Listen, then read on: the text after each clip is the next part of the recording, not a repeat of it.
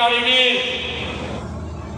शहीद उधम सिंह की इस शहीदी दिवस के अवसर पर आज ये कार्यक्रम का आयोजन यहाँ पर किया गया है।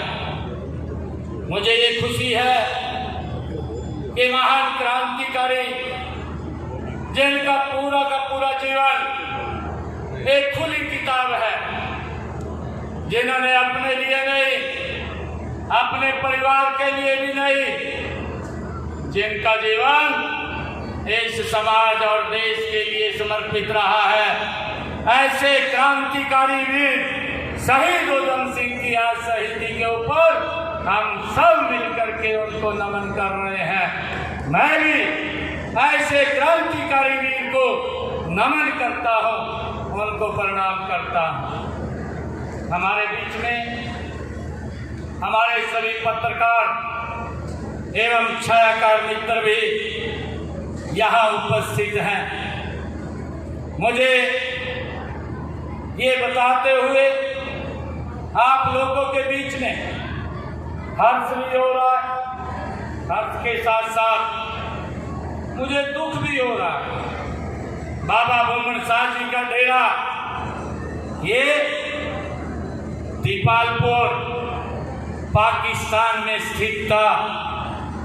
जो ये डेरा ये 1200 एकड़ भूमि में वहां पर फैला हुआ था, परंतु देखते ही देखते आज हम ऐसे क्रांतिकारी वीर जिनकी शहीदी के ऊपर हम एकत्र हुए हैं, हम ये देख रहे हैं कि बाबा भूमन शाह जी जो दीपालपुर से वहां पर लाखों की संख्या में अन्य भगत उसके साथ जुड़े हुए थे, परंतु जब देश का विभाजन हुआ, जब देश का पार्टीशन हुआ, भाइयों ऐसा व्यक्ति जिसको इस भारत के इतिहास के बारे में मालूम नहीं, जिसको इस भारत की संस्कृति के बारे में मालूम नहीं, अरे ऐसा व्यक्ति जो कभी उसने भारत आकर के देखा नहीं,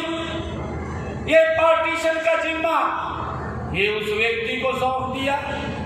ये रेडक्लिफ नाम का व्यक्ति इंग्लैंड से एक व्यक्ति वहां से आता है और आकर के मेरे भारत भूमि के नक्शे के ऊपर एक लाइन खींच देता है, और लाइन खींच करके जो हमारे दीपालपुर का बाबा भूमन शाह जी का जो भव्य 1200 एकड़ में फैला हुआ वहां पर एक बड़ा साम्राज्य था, वो साम्राज्य भी वो पाकिस्तान के अंदर देखते ही देखते चला गया। मुझे इस बात का भी दुख है कि जिस पवित्र भूमि के ऊपर भाइयों गुरु नानक देव जी ने लंबे समय तक बैठ करके वहां पर तपस्या की, वो स्थान भी पाकिस्तान के अंदर चला गया। भाइयों जो व्यक्ति सरदार भगत सिंह और उनके भाई चरण सिंह, भाइयों जो जीवन भर अंग्रेजों से लड़ाई लड़ते रहे, और इसलिए लड़ते रहे कि हम इस आजाद भारत के अंदर खुली सांस लेंगे। जब वो लाइन खींचती है तो उनका गांव भी पाकिस्तान के अंदर चला जाता है। ये क्या कारण थे, ये कौन लोग थे जिन्होंने ये स्थिति पैदा की? लाखों लोग भाइयों उस काल की मृत्यु के शिकार हो गए। लाखों की संख्या में लोग अपने घर को, अपने बार को, अपनी जमीन को, अपने घरों को, अपने घरों के सामान को छोड़ करके एक टेंट के अंदर रहना शुरू कर दिया। भाइयों वो कौन लोग थे? हमें इस बारे में भी विचार करना चाहिए, हमें इस बारे में भी सोचना चाहिए कि जिस व्यक्ति को भारत की संस्कृति का मालूम नहीं, हमारे संस्कारों का मालूम नहीं, हमारी यहाँ की भौगोलिक परिस्थिति के बारे में नहीं जानता, जो कभी भारत नहीं आया, वो व्यक्ति इंग्लैंड से आता है, आकर के एक लाइन खींच देता है, ये पाकिस्तान है, ये हिंदुस्तान है, ये देश, ये प्रकार का जो भावना थी ये किन लोगों ने खड़ी की, वो कौन लोग थे भाइयों, इस बारे में भी हम सब ने विचार करना चाहिए।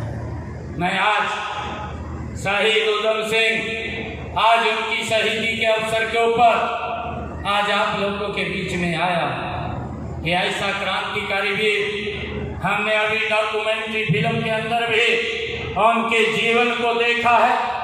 अरे जो बालक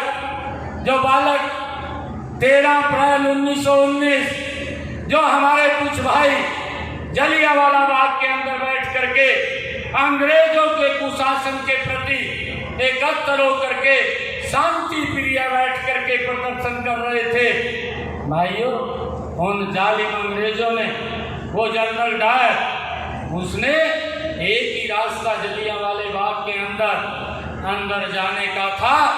उस रास्ते के ऊपर तोपे खड़े करके गोलियों से उन निहत्थे लोगों को मारने का काम वो जनरल डायर के आदेश के ऊपर हुआ था।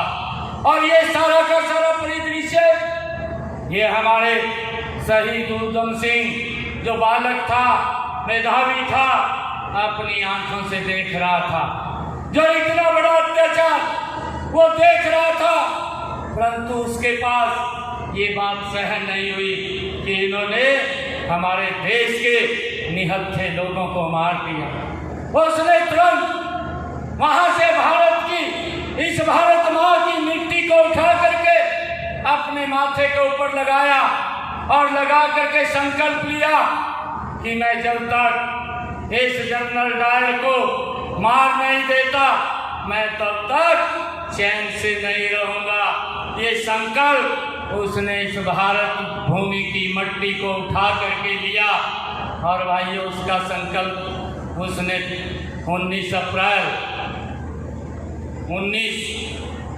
13 अप्रैल 1919 को ये संकल्प लिया और ये संकल्प उसका पूरा हुआ 13 मार्च 1940 को उनका ये संकल्प शहीद उधम सिंह का पूरा हुआ।